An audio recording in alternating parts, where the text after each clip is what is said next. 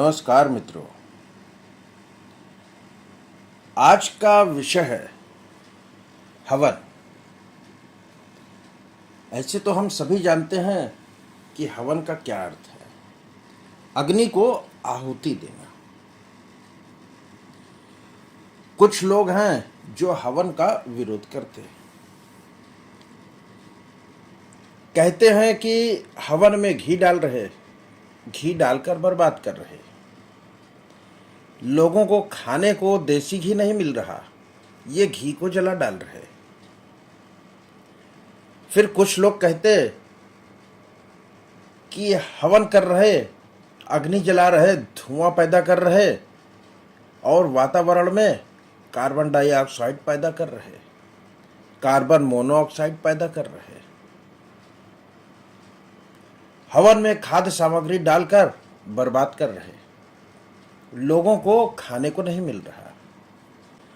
तो लोगों के अपने अपने तर्क हैं और एक प्रकार से देखा जाए तो वो सही भी सोच रहे हैं कि भाई आग जलेगी तो कार्बन डाइऑक्साइड तो पैदा होगी ही होगी, आग जलेगी तो ऑक्सीजन का हनन होगा ही होगा, क्योंकि अग्नि कभी भी प्रज्वलित होती है तो ऑक्सीजन गैस की उपस्थिति में ही अग्नि जलती है। ऑक्सीजन खत्म, अग्नि खत्म। तो उनके अपने तर्क हैं और एक प्रकार से वो सही भी सोच रहे, उनका सोचना सही है, वो बुद्धि लगाकर ठीक बोल रहे कि कार्बन डाइऑक्साइड भी पैदा हो रही वातावरण में और ऑक्सीजन का हनन भी हो रहा और खाद्य सामग्री का क्षय भी हो रहा, लॉस हो रहा। देखिए, जब भी हम हवन में कोई वस्तु की आहुति देते हैं तो वो जल जाती है, जलकर खंड खंड में विभक्त होती है। जैसे मानिए कि एक परमाणु है, जब तक वो परमाणु है शांति से बैठा है, उस परमाणु को तोड़ दिया, उसका विखंडन कर दिया, उसको सूक्ष्म भागों में बांट दिया तो अथाह ऊर्जा का स्रोत मिलता है। जब तक कण परमाणु था, ऊर्जा नहीं निकली थी, शांति से बैठा था।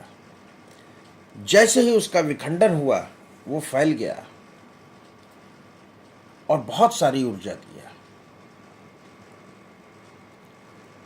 आप सामान्य भाषा में ऐसे समझ सकते हैं कि जैसे आपके रसोई घर में लाल सूखी मिर्च रखी है, आपके जार में शांति से बैठी बंद पड़ी है, उस सूखी लाल मिर्च से किसी को कोई तकलीफ नहीं हो रही। अब अगर उस लाल मिर्च को आप जला दें, एक दो नहीं, सारा का सारा परिवार खांसना चालू हो जाएगा, सारे परिवार के सदस्य उससे प्रभावित हो जाएंगे। मिर्ची जब तक जली नहीं थी, शांत बैठी थी, जब उसकी आहुति अग्नि को दिया वो विखंडित हो गई और उसकी झार पूरे घर में फैल गई और सभी लोग तकलीफ में आ गए। इसी प्रकार बहुत सारी वस्तुएं हैं, बहुत सारी औषधियां हैं जो घर में परचून की दुकान में आपके यहां जार में रखी हैं, तब तक शांति से बैठी हैं। जैसे ही अग्नि को आहुति दिया, अग्नि के कारण वो विखंडित हुई, उसमें से ऊर्जा निकली। तो जिस प्रकार मिर्ची के जलने से एक नकारात्मक ऊर्जा निकली और सारे के सारे परिवारजन तकलीफ में आ गए, ऐसे ही जब हम औषधियों को अग्नि में आहुति देते हैं, उसमें से भी ऊर्जा निकलती है, मगर वो लाभकारी होती है। उससे आपको खांसी नहीं आती, तकलीफ नहीं आती, बल्कि आपका स्वास्थ्य सुधरता है वातावरण शुद्ध होता है। आपका घर ही नहीं, पूरा का पूरा मोहल्ले पर इसका इफेक्ट पड़ता है, प्रभावित होता है।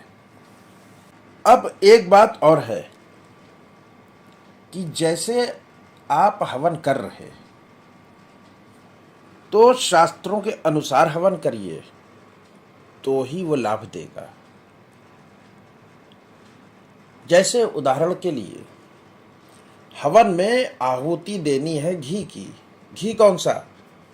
शुद्ध देसी गाय का घी, तो ही लाभ होगा। भैंस का घी डाल देंगे, कोई फायदा नहीं। इसी प्रकार जो जड़ी बूटियां हैं, औषधि हैं, वो उनका भी शुद्ध होना अति आवश्यक है। कि शास्त्र जिस वस्तु को कह रहा है कि इसकी आहुति, उसी पदार्थ की आहुति देना है। दूसरी चीज कि जो हवन कुंड है, उसका भी बहुत महत्व है। यहां पर हम क्या करते हैं कि लोहे का कुंड तक इस्तेमाल कर देते हैं। हवन है घर में, बेटे को कहा, भाई शर्मा जी के यहाँ से जरा लोहे का तसला ले आना, अभी मजदूर काम कर रहे हैं उनके यहाँ, उसी में हवन कर दिया। उससे लाभ नहीं होगा। लोहे का पात्र प्रयोग में नहीं लाना है। या तो मिट्टी हो, या तो तांबे का पात्र हो, या फिर पीतल का पात्र हो, और नहीं तो ईंटों का हवन कुंड हो, मिट्टी से बनाया हुआ हवन कुंड हो, वो सभी चलेगा। लेकिन जो लोहे का पात्र है, लोहा, लोहा क्या है? शनि है। और आहुति दे रहे किसमें? अग्नि में। अग्नि क्या है? सूरज है। तो सूरज और शनि में शत्रुता है। तो यहां पर लोहे का पात्र प्रयोग में नहीं लाना है। एक चीज और है कि लोग जो है जैसे हवन कर रहे, तो अग्नि प्रज्वलित नहीं हुई पूरी, लकड़ी गीली है, धुआं हुआ जा रहा, आहुति पे आहुति दिए जा रहे। धुआं क्या है? धुआं है राहु। हमको आहुति देना है अग्नि में, ना कि धुएं में। तो घी की बचत करने के लिए लोग घी कम डाल रहे, अग्नि प्रज्वलित नहीं हो रही, लकड़ी गीली है, अग्नि प्रज्वलित नहीं हो रही, धुएं में आहुति दे रहे, वो लाभ न देगा। और लोहे का पात्र तो कभी प्रयोग में नहीं लाना है। शास्त्र ने कहा है कि लोह पात्रम तु असुरम, यानी जो असुरों की जो पूजा की जाती है, वो लोहे के पात्र में की जाती है। हमें देवताओं को जगाना है। देवता कौन? हमारी बॉडी का जो इम्यून सिस्टम है, वो है देवता। हमें इम्यून सिस्टम को बढ़ाना है, ऐसी ऊर्जा आकर्षित करनी है जो हमारी प्रतिरोधक क्षमता को बढ़ा दे, वही देवता है। और असुर कौन? जिन कारणों से आपका स्वास्थ्य खराब होता है, वो असुरी शक्तियां हैं, जिससे आप बीमार हो रहे, आप मानसिक संताप में आ रहे, आपको तरह तरह के नाना प्रकार की मुसीबतें और तकलीफें झेलनी पड़ रही। ये सारी की सारी असुरी शक्तियां हैं। असुर ऐसा नहीं कि उसके सिर पे सींग लगी है, बड़े नाखून हैं, बड़े दांत हैं, दौड़ा के मारेगा। ये आसुरी शक्ति और देव शक्ति दोनों ही हमारे शरीर में है। तो इन प्रमुख बातों का ख्याल रखना चाहिए कि हवन कर रहे तो अग्नि होनी चाहिए, आहुति अग्नि में देना है। और जो पात्र है वो लोहे का ना हो, तांबे का हो, मिट्टी का हो। और जो वेदी है हवन की, वैसे तो कई प्रकार की होती है, कि जैसे त्रिकोण कुंड होता है, अर्ध चंद्राकार कुंड होता है, गोलाकार कुंड होता है, योनि कुंड, वर्गाकार कुंड, चतुरस्त्र कुंड कहते हैं जिसे। तो तरह तरह के कुंड होते हैं और उनका प्रयोग तरह तरह से पूजा विधि विधान में अलग अलग समय पर अलग अलग जरूरतों के हिसाब से अलग अलग वेदी बनाई जाती है। तो जो सामान्य हवन करते हैं उसमें जो है वर्गाकार कुंड बना लीजिए, मिट्टी का बना लीजिए या ईंट का बना लीजिए। ईंट क्या है? मंगल है। मिट्टी शुक्र की है। अग्नि जलाते हैं तो जो मिट्टी जल जाती है वो मंगल शुक्र की है। तो जितने भी क्रियाकलाप कर रहे सभी के सभी ग्रहों से संबंधित हैं। तो जो औषधि, जो वस्तु, जो खाद्य पदार्थ हवन में आहुति देने के लिए प्रयोग कर रहे हैं वो शुद्ध होना चाहिए, ये भी अति आवश्यक है। कि जैसे घी का प्रयोग कर रहे, घी की आहुति दे रहे, देसी गाय का घी हो। कस्तूरी का प्रयोग कर रहे, कस्तूरी असली होनी चाहिए। अब असली कस्तूरी मिलना बड़ा मुश्किल है, कहीं कहीं आपको नकली मिल जाती है, सड़क पर लोग बेचते रहते हैं, उससे लाभ ना होगा। तो जो वस्तु प्रयोग में ले रहे वो असली होनी चाहिए। या जैसे मान लिया कि चमेली का तेल से हवन करना है। अब चमेली का तेल 4 लाख रुपए लीटर मिलता है। सामान्य जन के लिए चमेली के तेल से हवन करना बड़ा मुश्किल है। मगर चिंता की बात नहीं, जितनी भी औषधियां, जितनी भी वस्तुएं, जितने भी सामान हैं वो किसी न किसी ग्रह से संबंधित हैं। तो महंगी चीजें या ऐसी चीजें जो दुर्लभ है, नहीं मिल रही, तो कोई बात नहीं, उसकी जगह हम उस ग्रह की दूसरी वस्तु प्रयोग कर सकते हैं। तो देखते हैं कि सभी ग्रहों की कौन कौन सी वस्तुएं हैं जिनसे हवन कर सकते हैं। हमारे 9 ग्रह हैं, सूर्य, चंद्र, मंगल, बुध, बृहस्पति, शुक्र, शनि, राहु और केतु। तो सबसे पहले देखिए सूर्य। सूर्य की वस्तु क्या है? इलायची, देवदारू, खस, मुलेठी, श्वेत पुष्प, रक्त कनेर, मधु, अमलतास, कमल, कुमकुम, साठी चावल, गुड़, नागर मोथा और बेल की जड़। ये इलायची जो है ये छोटी इलायची रहेगी। ऐसे ही चंद्रमा की चीज जो है वो है गजमद, श्वेत चंदन, स्फटिक, कमल, अगर, तगर, गोरोचन, खिरनी की जड़, कपूर और पंचगव्य।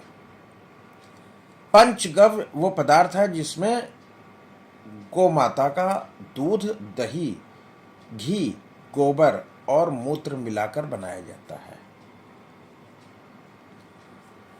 ऐसे ही जो मंगल है, मंगल ग्रह की चीजें हैं बिल्व छाल, रक्त चंदन, मालकंगनी, सिंगरफ, रक्त पुष्प, धमनी, बेल फल, जटामासी, हिंगलू सोंठ, सौंफ, कुमकुम, चमेली का तेल, सौंफ के पेड़ की जड़, अनंत मूल और नाग जिह्वा। ऐसे ही बुध ग्रह की चीजें हैं कि गौ माता का गोबर, अक्षत, फल, गोरोचन, आंवला, हरड़े, जायफल, देवदार की जड़, विधारा की जड़, भारंगी मूल, सफेद सरसों, शहद, ये सब बुध के हवन के लिए प्रयोग में लाया जाता है। ऐसे ही बृहस्पति देव की चीजें हैं श्वेत सरसों, मुलेठी, मधु, मालती, दमयंती के पत्र, श्वेत पुष्प, गूलर, सूखा गुलाब, हल्दी, केले की जड़, पीपल की लकड़ी, मालती पुष्प, ये सब बृहस्पति की चीजें हैं।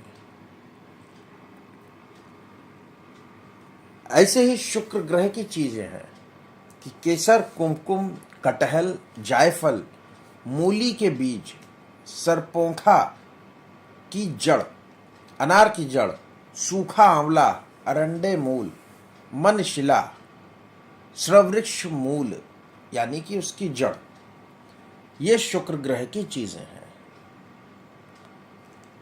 ऐसे ही शनि ग्रह की चीजें हैं काला तिल, लोबान, धमनी, सौंफ, मुत्थरा, खिल्लाम, शंख पुष्पी, लोध, नागर मोथा, खस, काली साबुत उड़द, धतूरे के पेड़ की जड़ और बिच्छू बूटी की जड़। राहु की चीजें हैं तिलपत्र, लोबान, मुत्थरा, गजदंत, गज यानी कि हाथी, कस्तूरी, चंदन की लकड़ी, अष्टगंध मूल। और केतु के लिए भी लोबान, तिलपत्र, मुंथरा, गजदंत, ये सब राहु वाली चीजें ही हैं। अलग क्या है कि 7 तरह का अनाज, बरगद के वृक्ष की जड़ और छागमूत्र। तो ये सारे के सारे 9 ग्रह की वस्तुएं हैं। जिन ग्रह की वस्तुएं आप हवन में प्रयोग करेंगे वो ग्रह आपका पॉजिटिव होता जाएगा। जिस प्रकार किसी ग्रह से संबंधित पशु पक्षी को भोजन कराने से वो ग्रह आपका पॉजिटिव होता जाता है, ऐसे ही ग्रहों की वस्तुओं से हवन होम करने से वो ग्रह आपके अच्छे होते जाते हैं। उस ग्रह की जो धनात्मक ऊर्जा है उसका संचार आपके शरीर में होता है। अब जब हम हवन करते हैं तो क्या है कि शक्ति का प्रवाह आकर्षित होता है। जिस पदार्थ से हवन कर रहे हैं उस पदार्थ के आहुति देने के बाद जब वो विखंडित होगी, जैसे लाल सूखी मिर्च जल के सबको तकलीफ दे रही थी, ऐसे ग्रहों की ये चीजें जलकर पॉजिटिव एनर्जी आप तक पहुंचाएंगी। तो शक्ति का प्रवाह आकर्षित होगा। शक्ति के कण जो है वो सक्रिय होंगे, वातावरण में प्रक्षेपित होंगे और चैतन्य का प्रवाह होगा, चैतन्य का आकर्षण होगा, शक्ति का वलय सक्रिय होगा और वो सभी दिशाओं में फैलेगा और ये जो चैतन्य का कवच निर्मित होगा। ये पदार्थों के कारण जो ऊर्जा पैदा हो रही है, ये सब इनकी विशेषताएं हैं। और हवन करने में फॉर्मेल्डिहाइड गैस भी बनती है, जो आपके घर में फैले हुए जितने भी कण हैं, धूल के, गर्द है, उनसे जीवाणुओं को मार देती है। सर्वत्र चारों तरफ सभी दिशाओं में ये फैलता है। अब आप लोग जानते होंगे कि जो ग्रह है इसमें रजोगुणी ग्रह होते हैं, सात्विक होते हैं, तामसिक होते हैं। तो जिस ग्रह की चीज से आप आहुति देंगे उसी प्रकार की ऊर्जा सत्व, रजो और तमो आपके घर में फैलती जाएगी। तो जिस प्रकार की ऊर्जा फैलाना है, यह सभी ऊर्जा समान रूप में फैलाना है। सभी वस्तुएं ले लीजिए। ये जो वस्तुएं मैंने बताई ये सारी की सारी वस्तुएं पूजा की दुकान पे मिलती हैं। और कोशिश करें कि शुद्ध चीज लेके आए। शुद्ध लाएंगे नहीं, लाभ भी नहीं होगा। तो ये थी एक छोटी सी जानकारी हवन के संबंध में, कि हवन करते समय ध्यान रखें और हवन हमको लाभ कैसे देता है। फिर मिलते हैं ऐसे ही किसी और विषय पे। तब तक के लिए धन्यवाद।